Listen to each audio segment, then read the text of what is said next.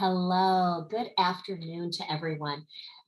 Welcome and thank you for tuning in to KUAW.org, which is internet radio, but also streamed across so many platforms. We are coming to you today and we're kind of taking over. Usually at this time, you would get to hear Jessica McCullough, and she is the CEO and founder of Giving Hope and Help. Now, Jessica is a powerhouse Kansas City staple that really works to bring change into the community. So what does Jessica do? Jessica works to end period poverty. Jessica, with this radio show, Jessica Lynn Speaks Life, she works to bring together the stories of people so that others feel less alone in their own personal journey. Jessica also ensures her scholarship program, which she just had this week, and gives over $60,000 to worthy students entering into their secondary education. She brings cancer treatments and gift bags, encouragement and support to people who are navigating cancer. She also works hard to advocate against domestic violence and advocate for people who have survived and endured it. She wears many hats. She's on vacation today. I'm taking over because Jessica needs a break. She better be not listening now, to be quite honest, and she better be taking a nap or hanging out with her family on this beautiful Sunday afternoon. So who am I? I am Caroline Markel-Hammond, and I am the CEO and founder of Safe in Harm's Way. Now, Safe in Harm's Way is an online communication and resource built for survivors of domestic violence by survivors of domestic violence. The reason that Safe in Harm's Way is all online is because there are hundreds of thousands of unmet needs for people who are facing domestic violence. And so we know at Safe in Harm's Way, we need to be immediately there at those 2 a.m. moments when once again, violence, relationship toxicity has taken place. And it might be the one and only time someone decides to seek help. So you can find Safe in Harm's Way at safeinharmsway.org. And our secondary site is thelastimsorry.com.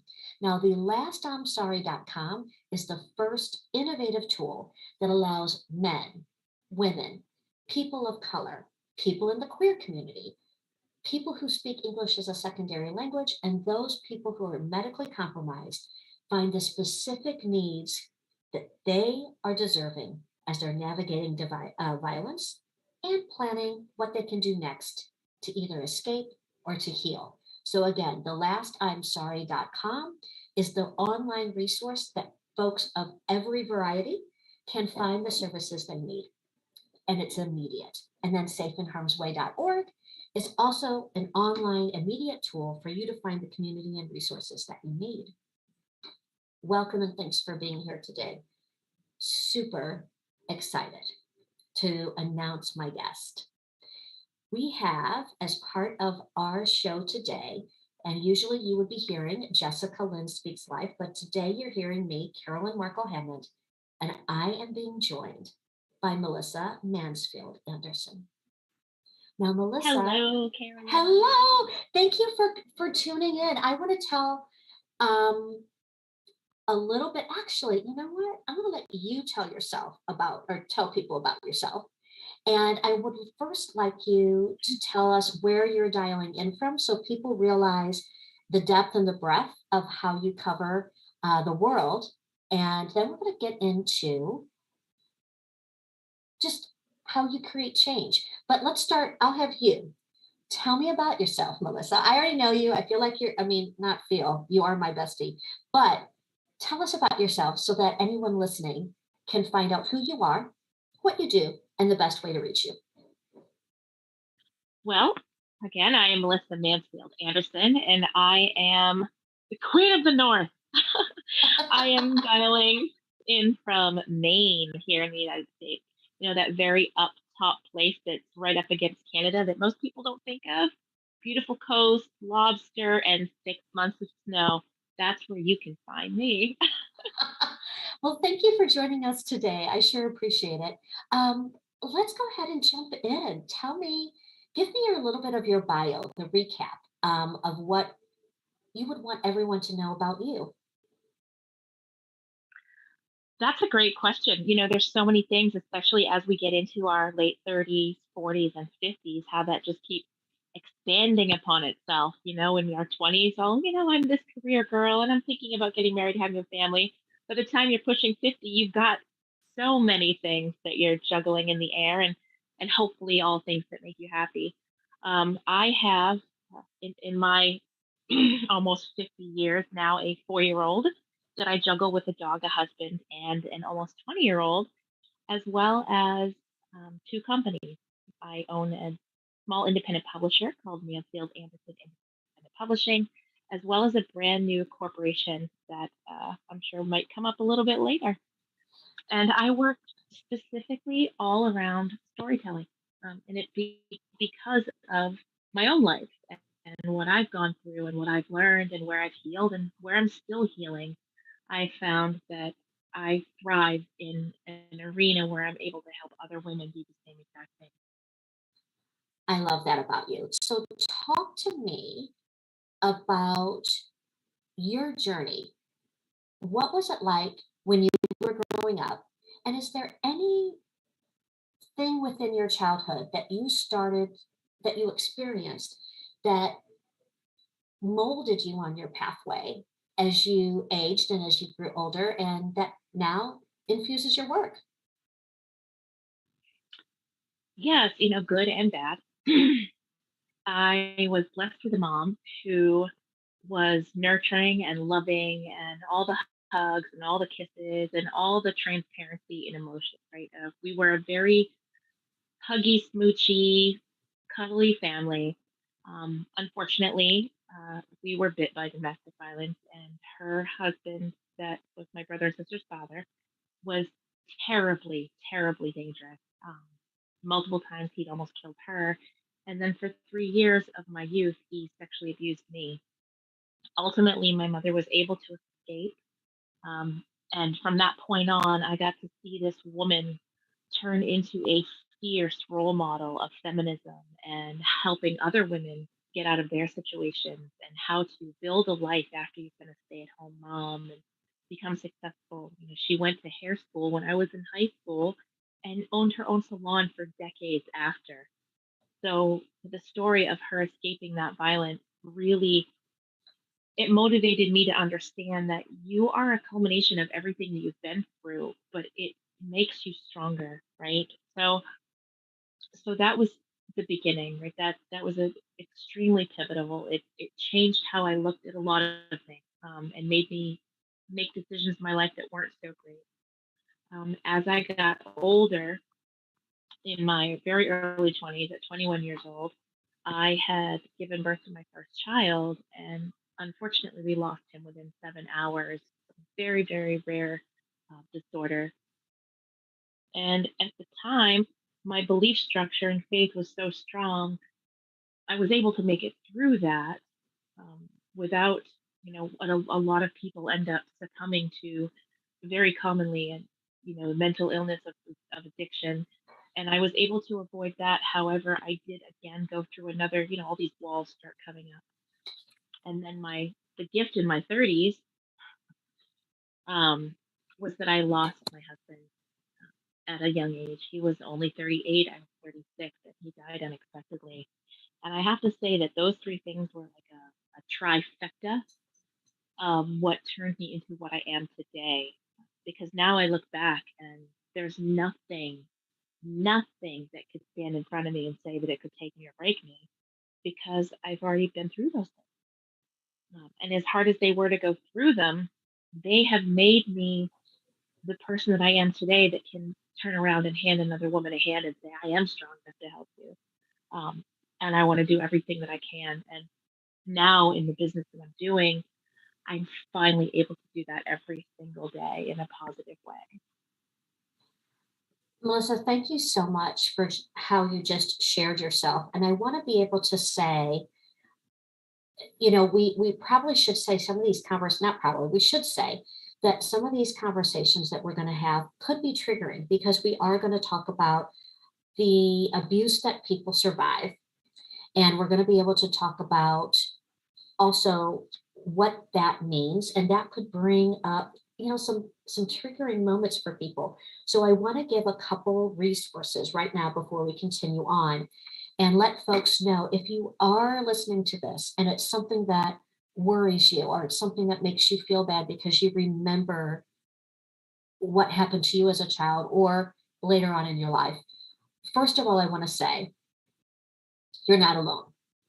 The reason that we talk about this, the reason that Melissa and I are connected, the reason that I'm bringing her on to Jessica's show is because the three of us have all experienced some significant issues and problems with abuse. And we have all channeled that energy into creating change so that others feel less alone. So you are not alone. The second thing I want to say is we realize that abuse can cross pronouns. It can affect people who have gender fluid. It can affect men.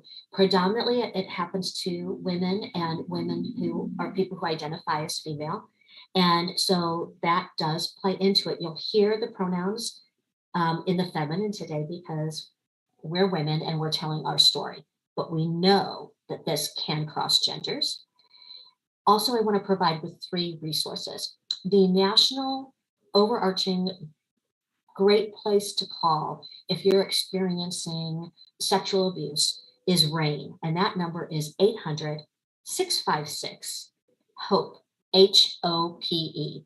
Again, that is 800-656-HOPE, which is 4673.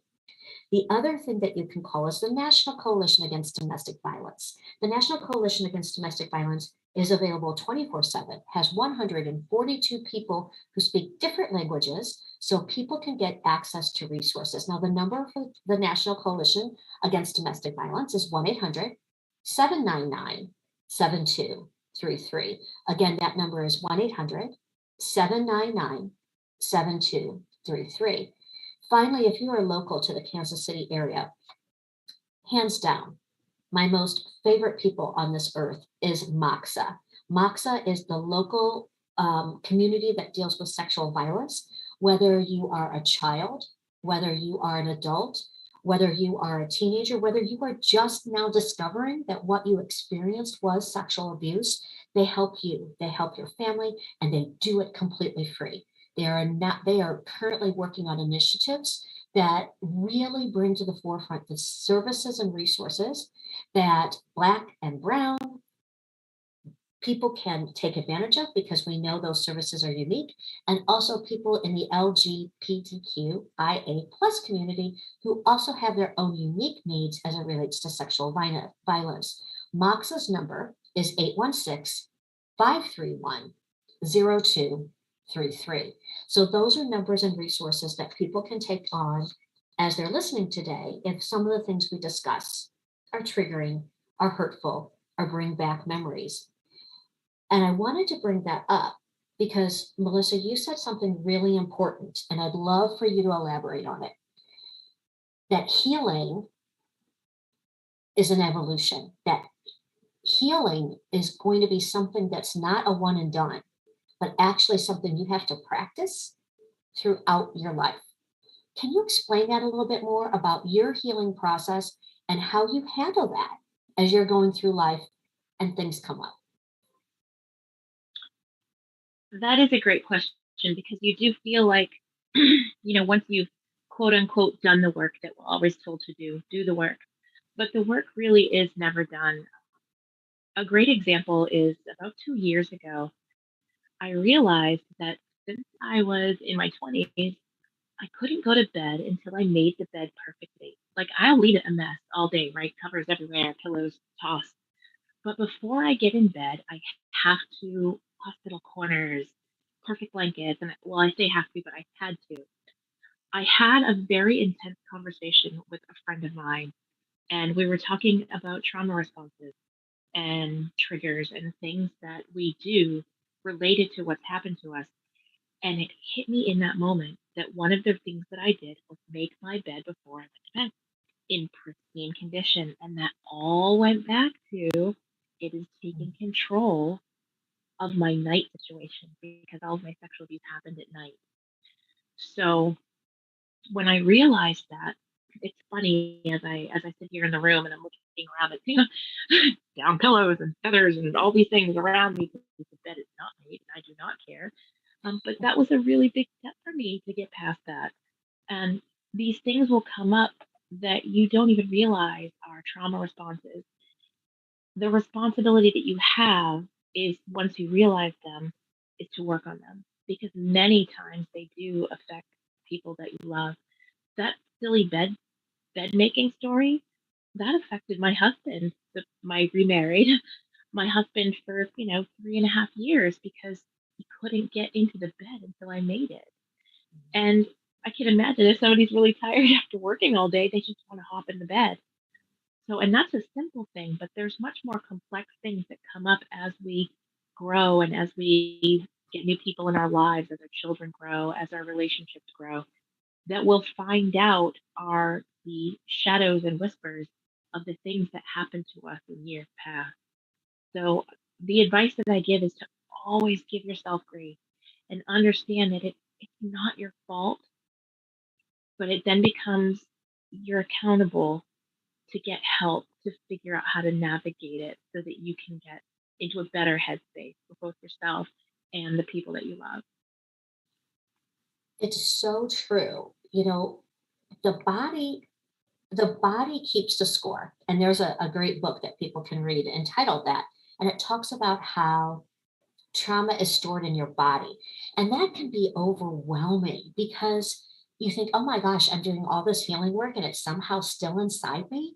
The beautiful thing about that, and I do call it beautiful, even in all the ugly tentacles that happen with healing, your brain is designed in its most elastic state to rewire itself. So while your body does hold on to things, your perfect point about doing the hard work and holding yourself accountable allows you to rewire your brain, allows you to make those connections, and allows someone to invest in themselves in their own healing.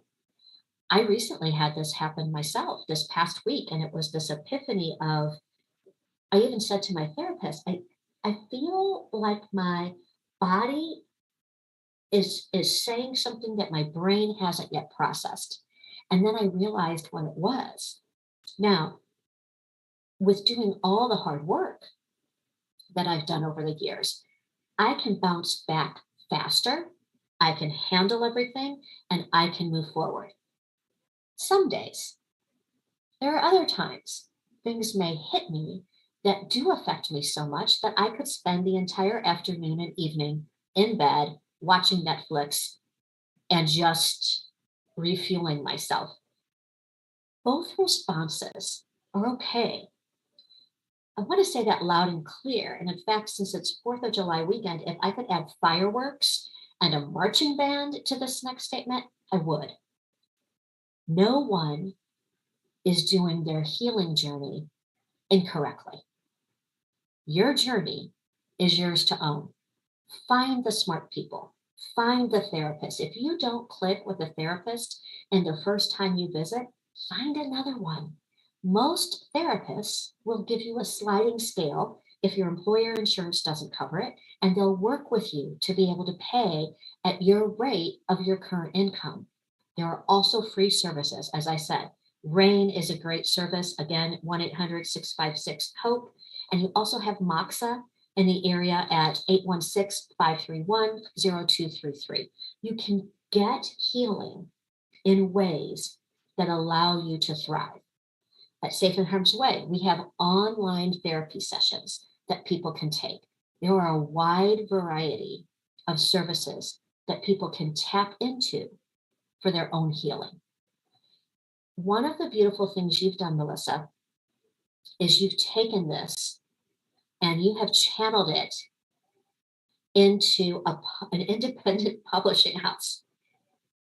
In your world, growing up, did you ever imagine you know what I want to do when I grow up? I want to help people write best-selling books, and I'm going to have my own publishing company. No. First, I was going to be an astronaut, then I was going to be a singer. Yeah, definitely not what I thought. But it's funny, and I want to touch on what you said about how your brain is elastic and you can rewire it. And it was during my major healing process just a few years ago that I learned about neural pathways. And I was one of those that kind of,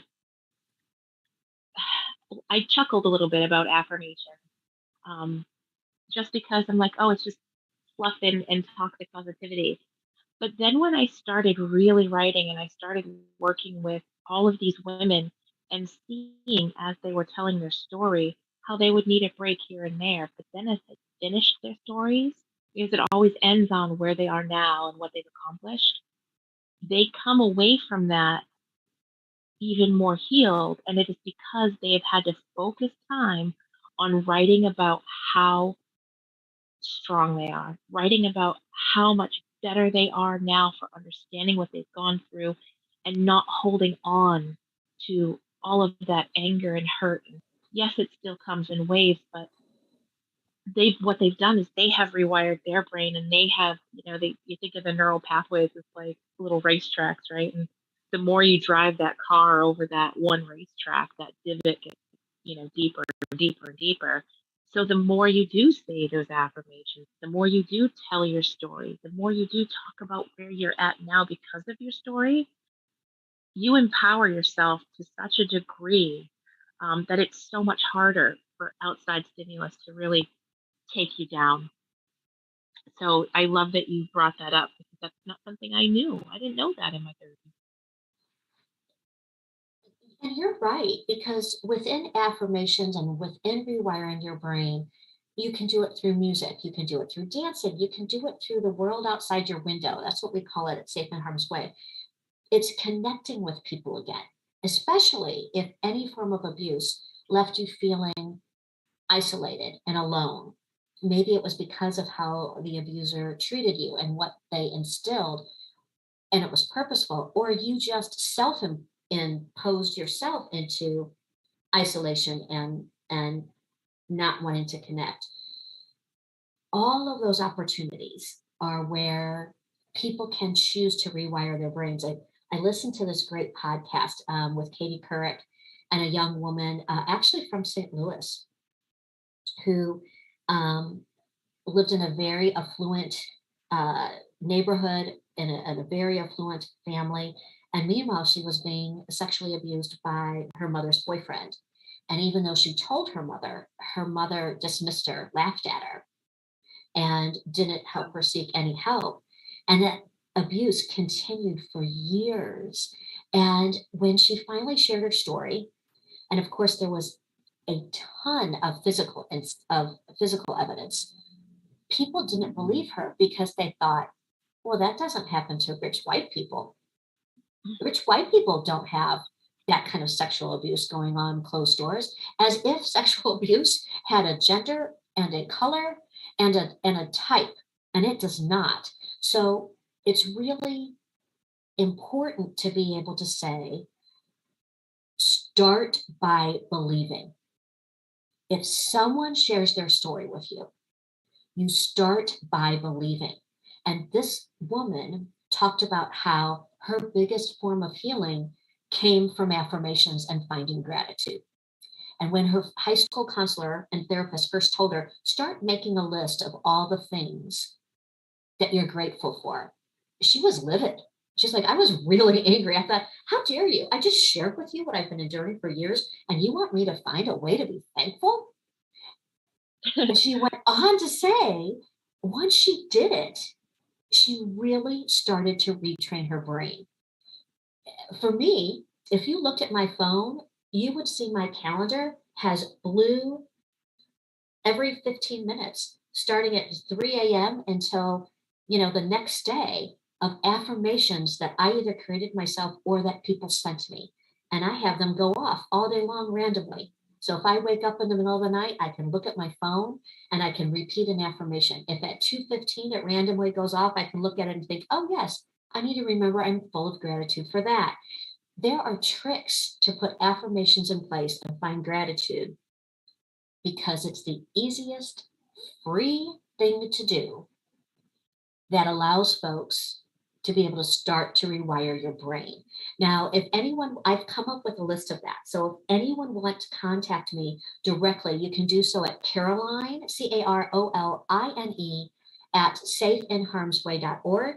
And I will send you a ready-made list of 15 affirmations you can plug in your own phone or read whenever you feel as if you need to rewire your brain. And I'm happy to send that to anyone who reaches out to me as an offer for today and really as an offer for any time. Let me talk a little bit with you, Melissa, about your journey because you are a 2-time best-selling author. I'd love you to talk about those 2 books. Absolutely. Both of the books were collaboration books that I had put together specifically for the reason of other women not feeling alone. The first one was called Dragon Slayers Wear Lipstick, Epic Tales of Queens Who've Slayed Their Dragons and Now Rule Their Queendom. And it was the stories of multiple women across such a wide culture, races, and even gender identity. So each woman came in and told her story and then talked about how the things affected them and then how they used that knowledge and that pain to become more powerful and then what they do in their life now because of it. That was a great book and it went international bestseller. The next book was in the series, the Dragon Slayer series, and it was the Dragon Slayer's Handbook. And the unique thing about that book is that what we did is I took another group of women and we all wrote letters to our 25-year-old selves, knowing that our 25-year-old selves had already taken such a brunt of trauma. And at 25, you don't really think about how it's affecting you. You make decisions based on it. So we wrote the letters in a way to tell the 25-year-old, these are some decisions that you could make instead. And don't worry, you're going to be here eventually, and you're going to be okay. The other thing about that book is that we did some handwriting in it where we talked about what are 9 things of self-care, what are things that are character traits specifically that came from your abuse that now you leverage as a strength. That book also went international bestseller. And the end of that book has a whole blank section where the reader is able to create their own letter and their own extra pieces, such as their 9 ways for self-care, and then pinpoint what are their strengths. Because it's like you said, you write down the gratitude things, write down the things that you're good at, because it's never too much to hear yourself tell yourself how smart you are now, or how clever, or how creative, and how you use that skill. So you no longer, it takes the word victim completely out, right? And you're not just a survivor at that point, you're a survivor.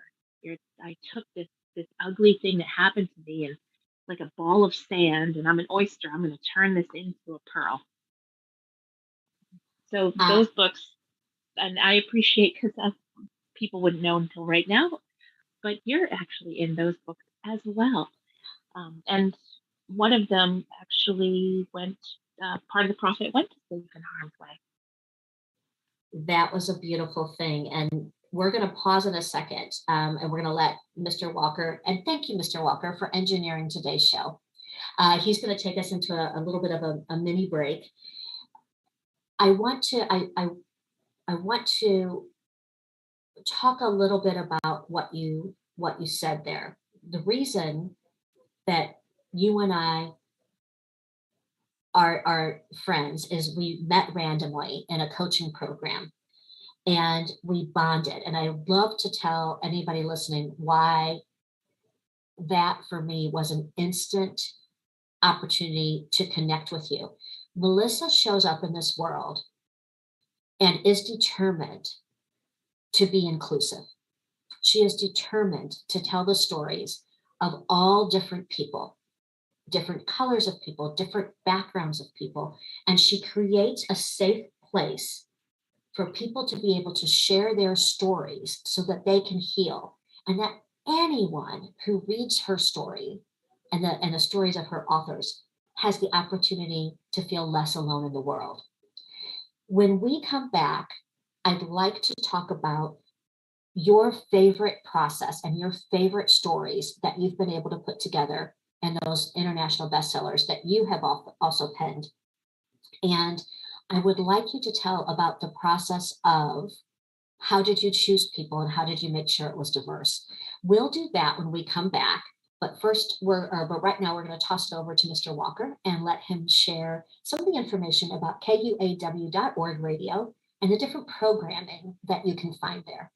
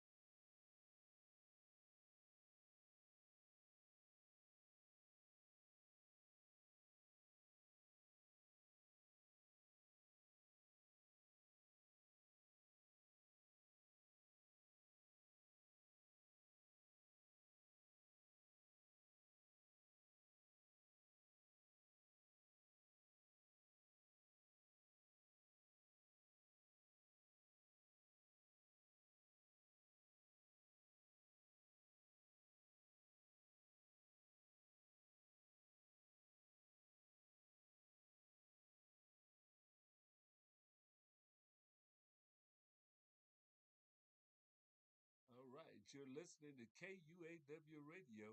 KUAW Radio is a part of the Black Family Technology Awareness Association, and we are so glad to bring you this show this evening, which is Jessica Lynn Speaks Life, with a special guest host today. So we're going to get back to the show in just a minute. We hope you're enjoying it, and keep listening to KUAW Radio, Kansas City's global community radio station.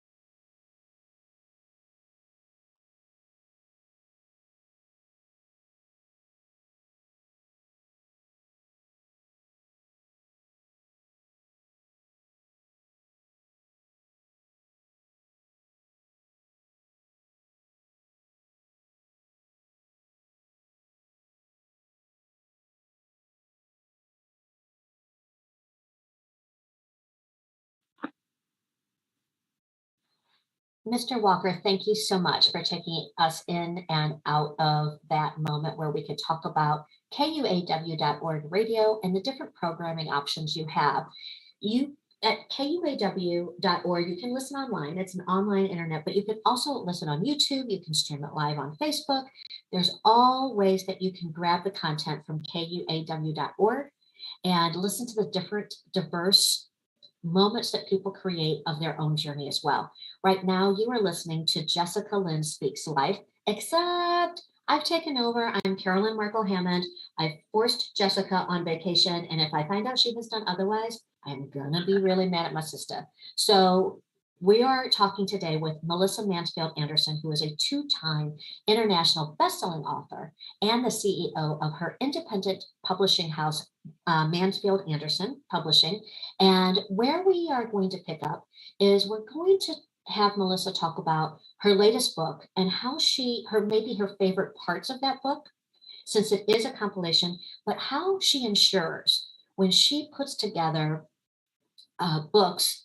And Melissa, you are a two-time international best-selling author, but how many best-selling books have you published at Mansfield Anderson Independent Publishing? Just in the past 6 months, we've done 7. And we have got, I just had to put something new together. We have another 8 coming up all between now and September. So it's been a busy, busy spring.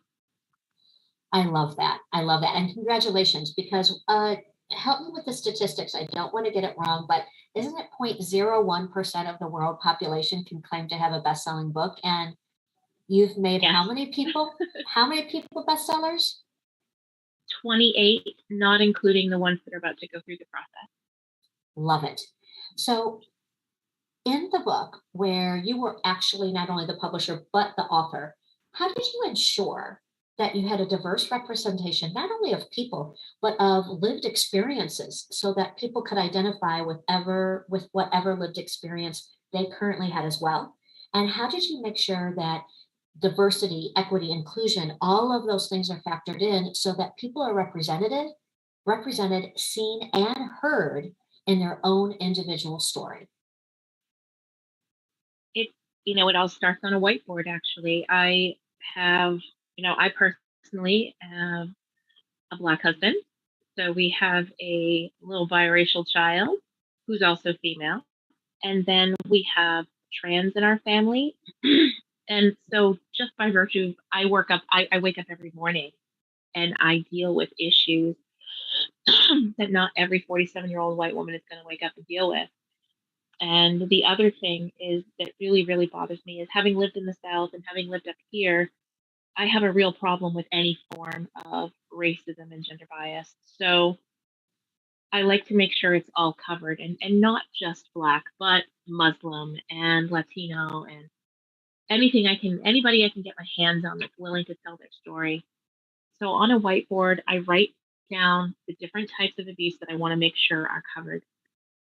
And then next to that, I write down each type of, like, gender role, race. I don't typically even think political.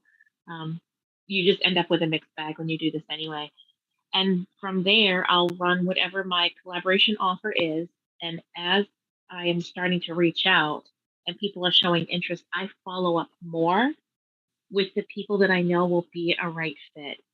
By knowing they're a right fit, I have gone through their social media. I have vetted them on the back end before we start having deeper conversations, because it is about the healing that they're going to do when they're in the book.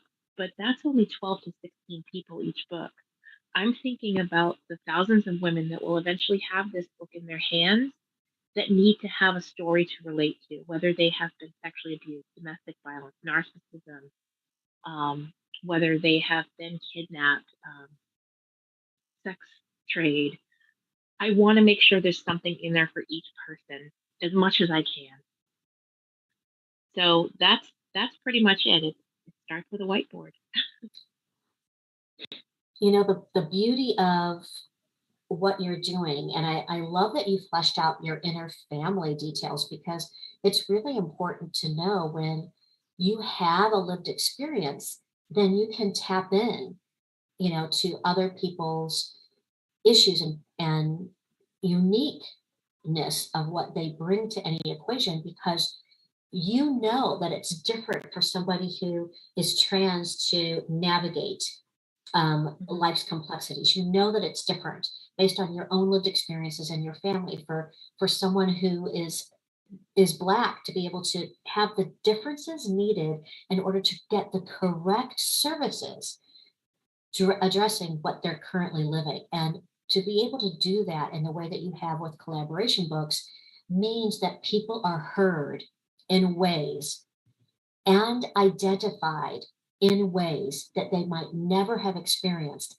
And that means that the people who are reading these books also have the ability to see themselves in each unique situation. When you create these books, because you do it with more than just, across people who have experienced abuse, You've done it with people who've experienced racism. You've done it with people who experienced body shaming, drug addiction. You've done it with people who want to write a book about breastfeeding. You've done this across all different kinds of reflection of the world.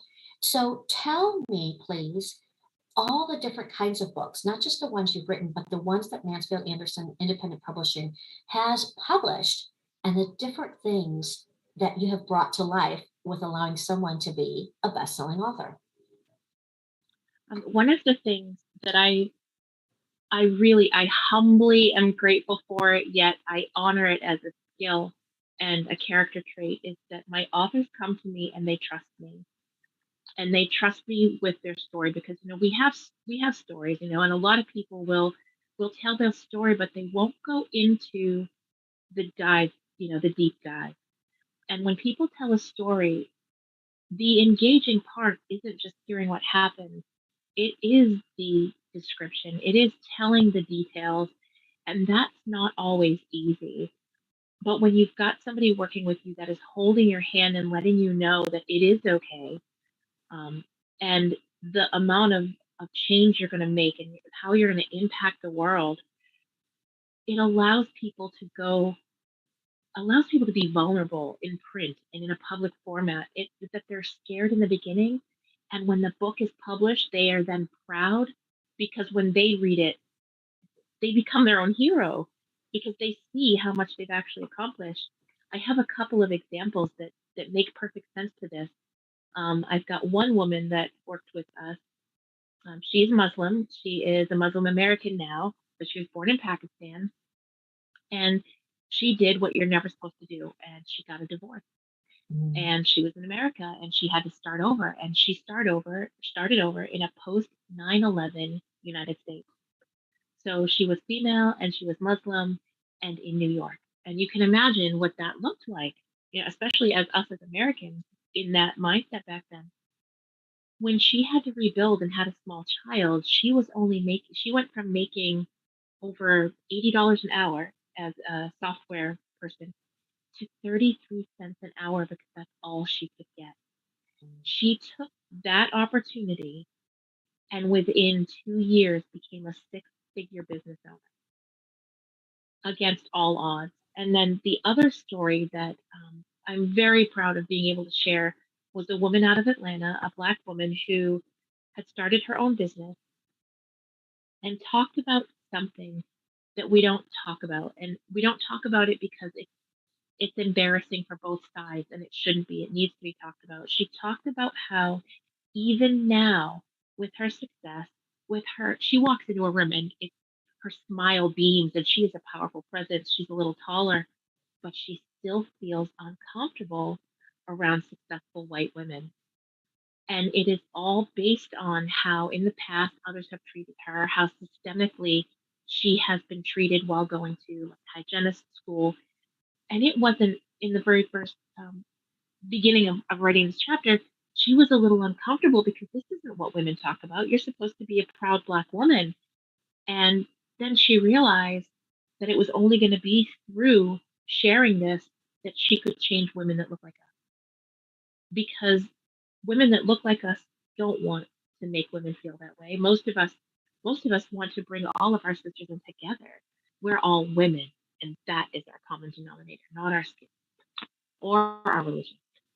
So she wrote it, and the biggest impact that she'll make with that is for white women that read that and realize that just by being who they are, they can be intimidating, and we can help our Black sisters, we can help our brown sisters to realize they belong in the group, they belong at the table.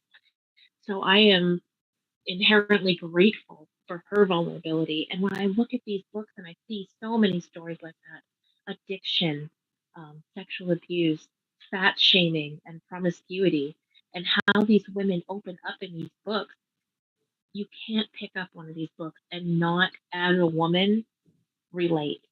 Because it's all about decisions that we've made that we were embarrassed by, but now we can be proud of because it put us here, no matter what it was.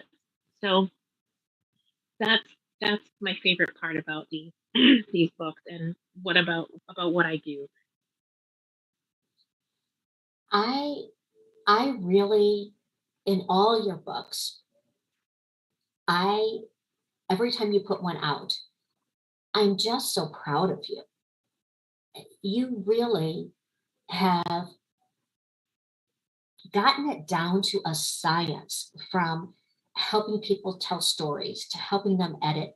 You give everyone in the book a page for their chapter that allows them to talk about the resources they want to give to the world, allows other people to connect with them. So 20 years from now, someone can pick up Dragon Slayers Wear Lipstick and know where to go to find the next best resource for what they need based on what they just read.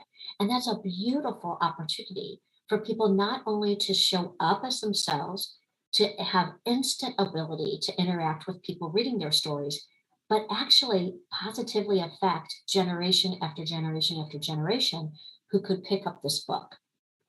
When you decided to start putting the collaboration books together, what made you think of that resource page?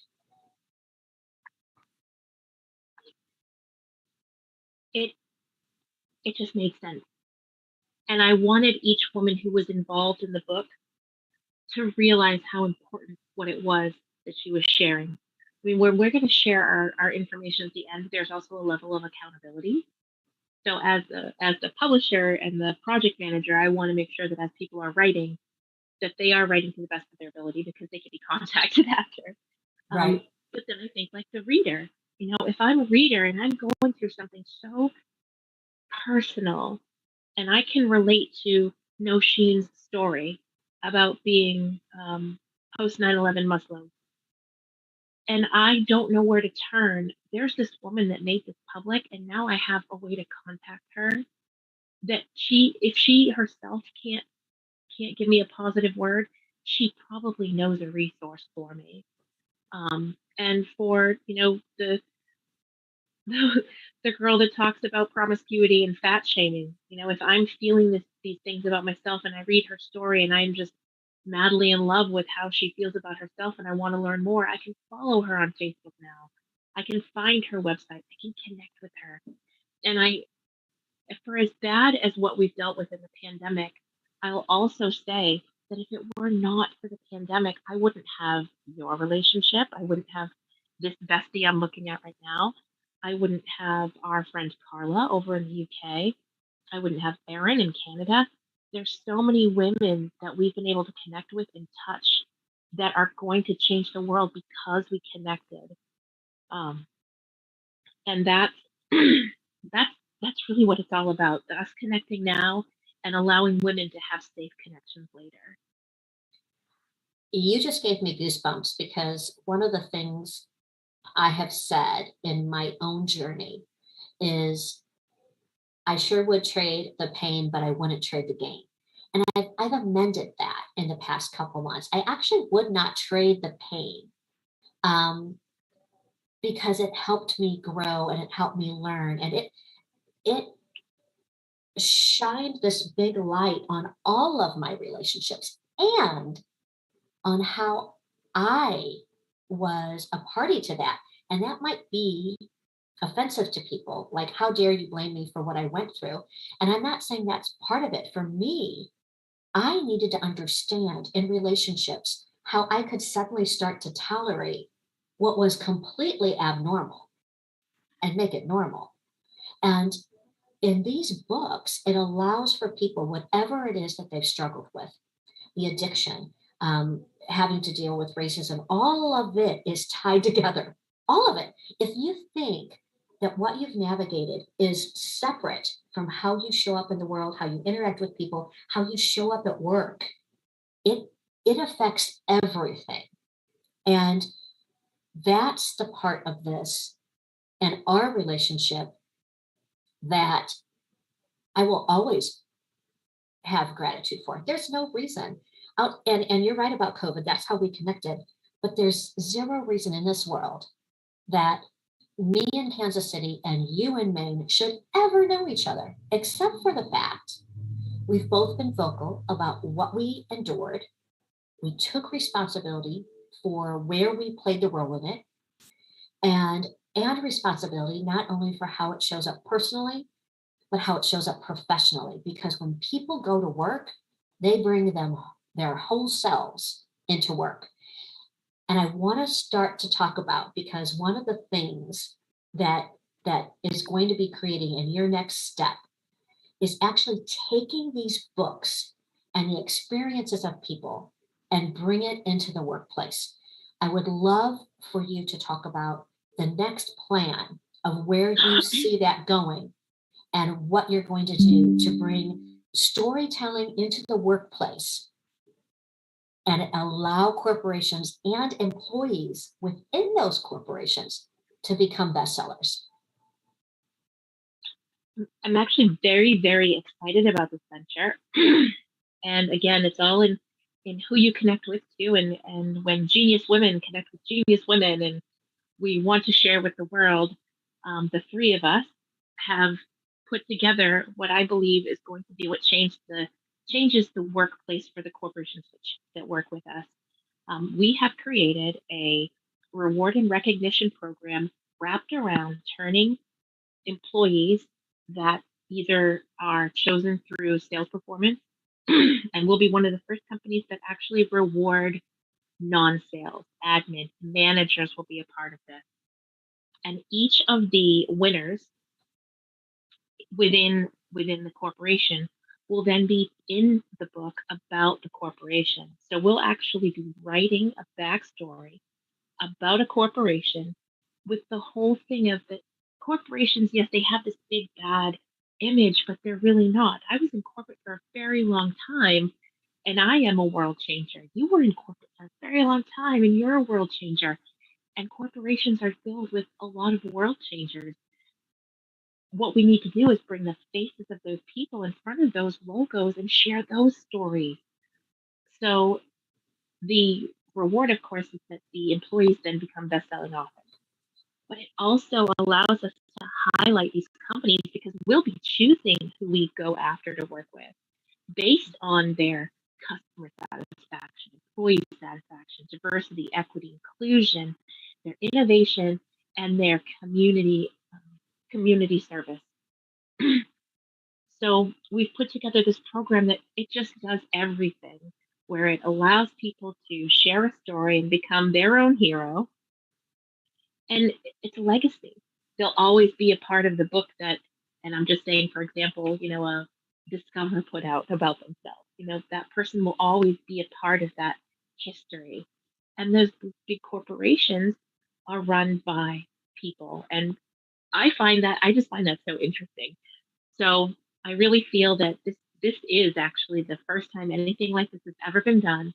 And I am so excited to get to know these people, all the way from the corner CEO's office right down to the sales floor, because that's where I come from. I was in the field and on the sales floor, and I know how exciting something like this would be for me. I think it also lends itself to, you mentioned COVID, and we're still, there's just a weirdness in the world, and healthcare is really, overwhelmed, but there are healthcare corporations and healthcare systems that could set up opportunities for nurses and physicians to be recognized by their peers within the health system. And those people recognized, get to tell their story. And the health system gets to talk about how they create change and how they create health within their communities. And it really opens across several different dynamics of corporations the ability to share their story.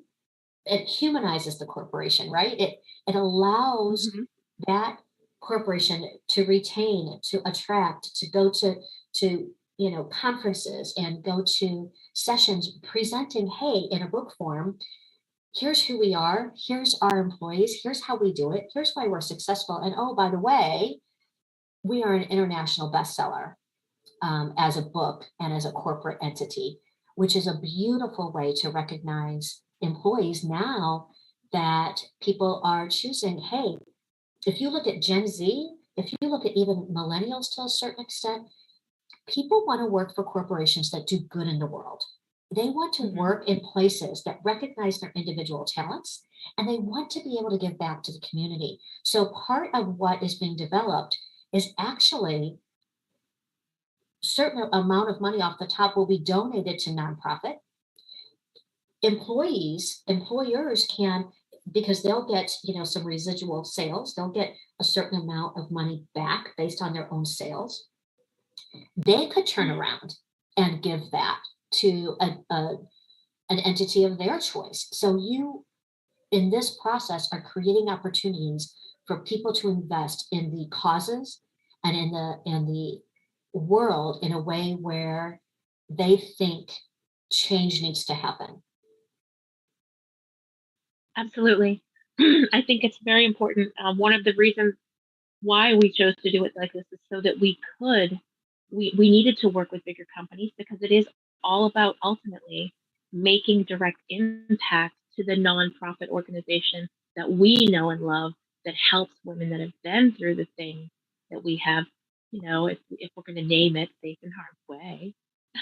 And what's great about that is everybody wants to do good. People generally really want to help, and they don't always understand it doesn't have to be financial. It can be time. And a lot of times it can be PR, right? Every time we put out a new book, whatever company that is going to immediately be tied to helping the safety, well-being, and getting resources to domestic abuse and domestic violence victims around the globe. And that is so powerful for us as a corporation, and it is a great feather in the cap for the corporations that work with us. I agree. I love the way it's designed. We're getting close to the end of what would normally be Jessica Lynn Speaks Life.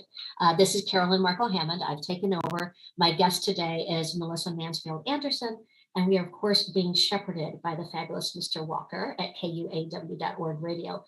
Before we go, though, Melissa, I'm going to leave it in your hands to close out the show. Tell me how best people can purchase your books.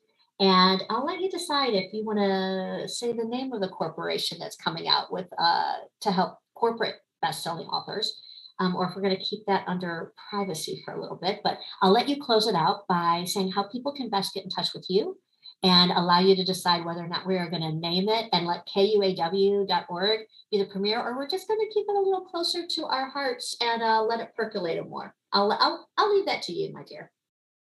Okay. Well, the best way to contact me is find me right on LinkedIn, actually. It's Melissa Mansfield Anderson, and you'll know it's me because you'll see the company, the brand new company, Nikitas, right there. And we are Nikitas, the pinnacle of employee recognition, NEKETIS.com. And you can message me right through LinkedIn, or you can even email win@nikitas.com and you will reach me. I'm very excited about what we've got coming up. And then through Mansfield Anderson, the publishing side, we have multiple collaboration books that are going to be launched in the next 2 weeks for people to get involved with, to change some more worlds, including those for pet owners. We're going to be writing a book of letters over the Rainbow Bridge, letters to our past. I love that. Melissa, how you show up in the world amazes me. I was telling Jessica today as we were preparing for this, I said, I can't wait for you to meet Melissa. Melissa is actually joining the Safe in Harm's Way board as a voting official. And that's coming up, that big announcement. Yeah. So Jessica has connected me to so many people. And the fact I get connect you to her makes me happy. The fact that she let us take over today, so appreciative. Mr. Walker, thank you for everything you've done. And Melissa, thank you so much for being my guest today. Thank you for having me, Mr. Walker. It was a pleasure.